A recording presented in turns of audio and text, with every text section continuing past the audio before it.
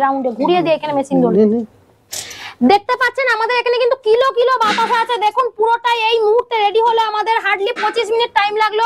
25 মিনিটে কিন্তু আমাদের 15 কেজি চাটনির কিন্তু বাতাসা হয়েছে। আর এইখানে দেখুন আমাদের এই দেখুন এখনো পর্যন্ত এই বাতাসাগুলো আমাদের এখানে পড়ে রয়েছে। এই সিলিকন বেল পেপারের উপরে এই বাতাসা এখনো নিচে পড়েনি।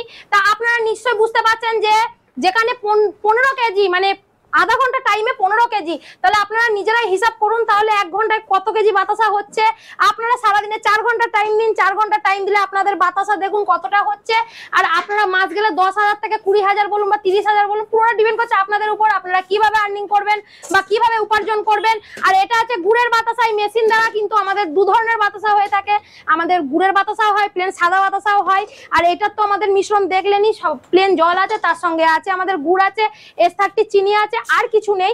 এইটা দিয়ে কিন্তু আমাদের বাতাসা তৈরি হচ্ছে। গুড়ের বাতাসা সামান্য কিছু র মেটেরিয়াল দেওয়া হয়, সেটা যখন মেশিন নেবে তখন আমরা বলে দেবো।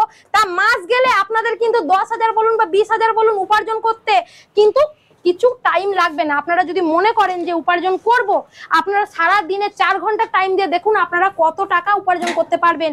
এই মেশিন দ্বারা কিন্তু আপনারা এই বাতাসা বার করছেন, এই বাতাসা দ্বারা কিন্তু আপনারা মাস গেলে হাজার হাজার টাকা উপার্জন করছেন।